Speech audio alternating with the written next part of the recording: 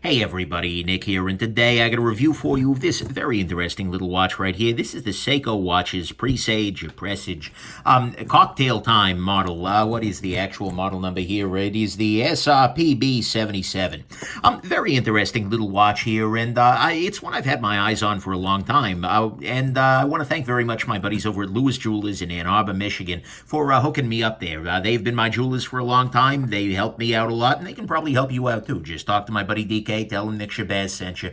They can help you out. They're a full-line Seiko dealer and hook you up with some special pricing on this or a whole bunch of other things that they're in their inventory there. So, actually, you can get pretty much anything in at this point. It's kind of crazy. But anyways, so there you go. Next thing, let's do a little bit of looking at the size here. This is kind of a surprisingly large watch for being relatively dressy. If we do a little bit of measurement here, we are coming in right around 40 millimeters for the overall size, overall width, that is. The crystal on it comes in at about 35 millimeters. The thickness on it is quite thin. We are coming in at 11.8 millimeters. The overall width of the band here is... lug width, I suppose, is the proper term. Coming in at 20 millimeters, and yeah, I think that about covers the measurement department here. So that's good. And the next thing, this is kind of a famous watch in Seiko's lineup. Actually, it's a slightly revised version, but this is the Seiko Cocktail Time, and a lot of people talk about this. This is one of the sort of dress watches to beat. It's one of everybody, you know, as soon as you start getting into Seiko, oh, like, wow, the Cocktail Time, that's kind of a thing. And it's one of the first mechanical watches that honestly left me feeling like, oh, wow, this is impressive. This is a nice watch. Maybe there's something to this whole actual mechanical watch thing. And so it's always had a little bit of a place in my heart for that. And then finally, this is going to be a quick review because this is factory fresh. Didn't wear it, didn't all that. So I'm just kind of taking a look, giving you an overview here. So anyways, let's go ahead and talk about the good, the great, the bad, the ugly, this little guy right here. On the good side, to start with, this guy has the blued hands. I'll see if I can kind of show this off here. Zoom in a little bit. Take a look at that. These are a very attractive sort of blue. It actually looks more like a painting rather than like painted blue rather than enameled or anodized or something like that. But the thing is, the blue is a really nice thing, and coupled with the white of the dial, that's absolutely gorgeous. And I particularly like the needle-eyed second hand there. That's kind of a cool detail.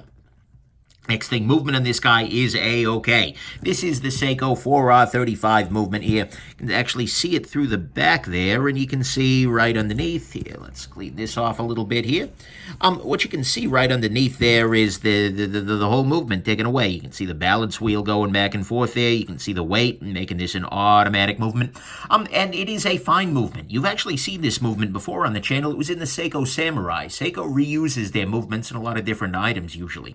But it is a movement with all of the features you kind of want. It is a hacking movement. So if I pull the crown out, see, second hand stops. That allows you to set the time precisely.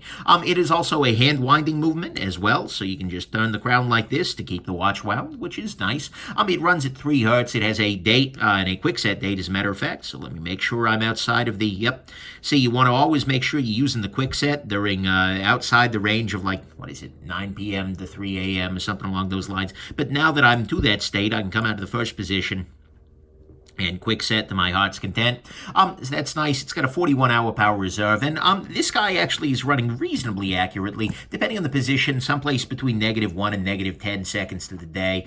Not terrible. That'll work. And so the movement on this guy is fine. Next thing, it does have this open case back here, which I've just been showing you, which is honestly nice. I'm a big fan of open case backs on mechanical watches, just because it tends to give you some of the beauty. It lets you see the joy of having a little micro-mechanical machine. By the way, there's a piece of plastic on the back there.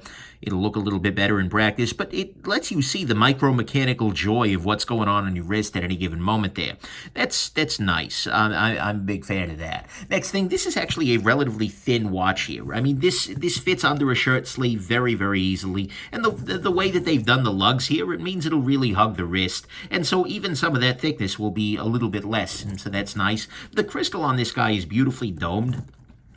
which is, it makes it a little bit more vulnerable in, a hard use, hard knock situation. But you know what? It looks really, really nice here. And it adds a little bit to the jewelry feeling that this guy's got going on overall. And then the case on this guy is beautifully polished. You can see here that as I continue trying to clean this guy off, but you can see here the little polishing all over the place. There's actually polishing on the back, polishing around this area here.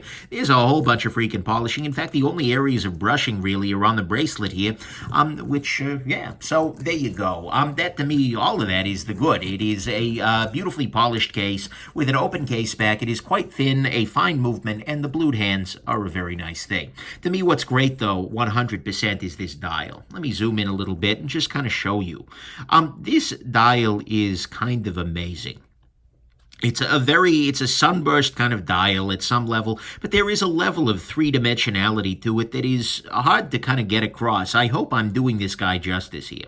But the dial on it is just beautifully made with a bunch of applied indices where you can actually see them in some cases lifted off over that texturing. You've got a little applied date ring there. You've got second markers. Oh my God, is this dial amazing. This dial... Oh boy, this dial. And you can see it just plays with the light in a beautiful way as I just shift this around. Yeah, that's really great. And coupled with the applied Seiko logo and everything like that, they've done good work here.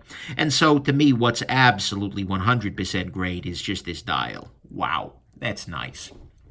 On the bad side, the price on this guy is fine. It's $450. Now look, you can probably do better than retail from a good AD. Build a good relationship. They'll help you out. Heck, talk to my folks. Like I said, they can probably help you out. Thing is, $450 for this is not the strongest value, but it's okay. It's all right. It works. Pardon me, I guess. But it's not like, oh my God, blow you away.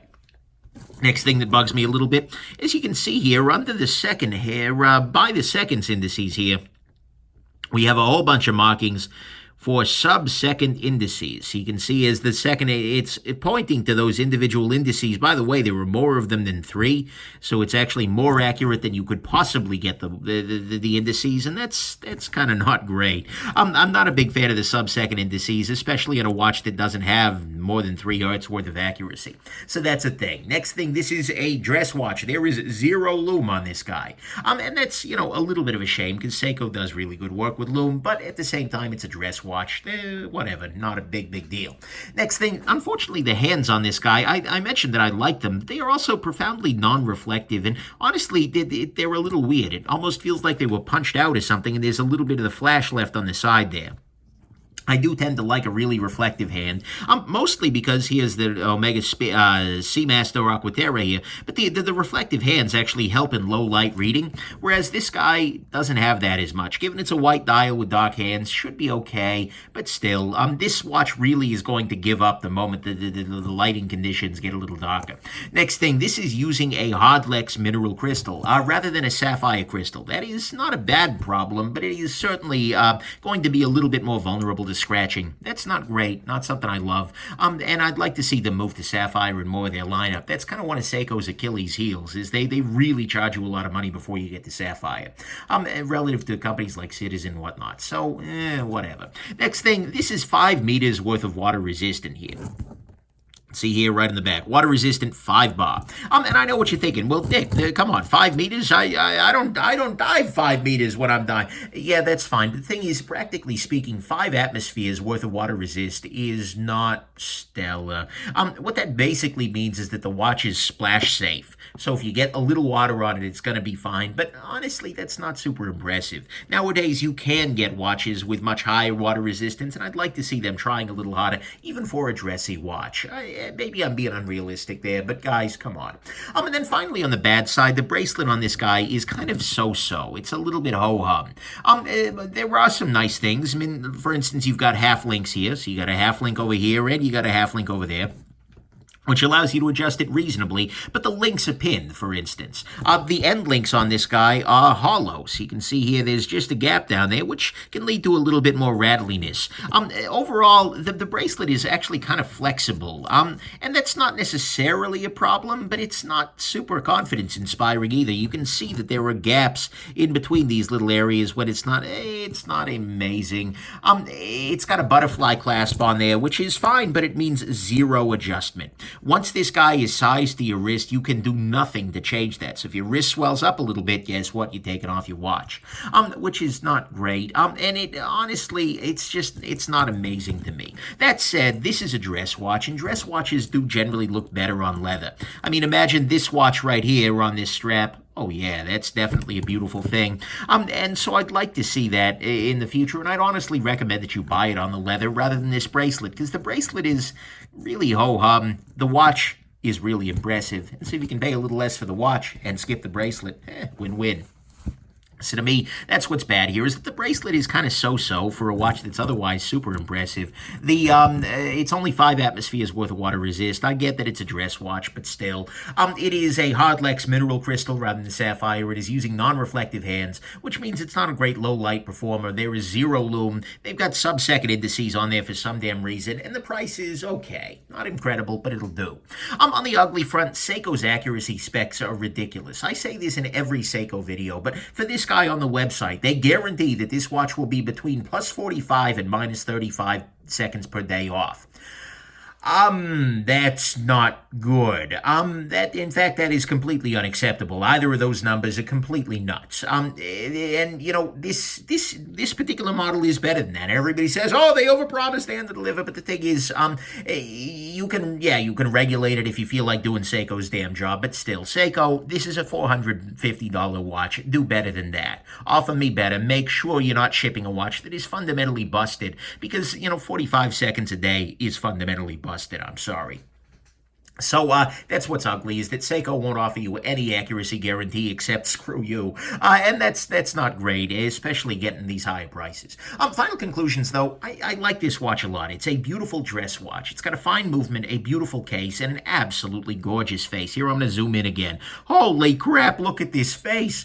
Yeah, sure, there were a couple of corners cut here, absolutely. It's got the mineral crystal, water resistance that's kind of so-so, and a bracelet that's really not stellar with no guarantee of accuracy, but the thing is, this is a fine watch, which looks really fine. It may not be the best choice if you're constantly wearing a dress watch. If you are constantly in a dress watch, you might consider going to something a little bit higher end that will have a little bit better accuracy, that'll have a better power reserve, those kinds of things. But it provides a really nice middle ground in between something like the Orient Bambino and some of the higher end dress watches out there in the world. If you're wearing a dress watch once a month or something like that, this is a really nice option for that, because it'll be accurate enough, it's beautiful enough, absolutely no problem there. And so I think this is a really nice option. I'd recommend that you do it on the leather there, because the bracelet on this guy has been really substantially unimpressive to me. And the leather's a little bit cheaper, and leather's a little more dressy anyways. But the thing is, if you are after a beautiful dial with a fine movement, a nice form factor, and all at a reasonable price, then I think it may be cocktail time. Anyways, hope this has been interesting to you, and that you have yourselves just an absolutely wonderful rest of your day. Bye now.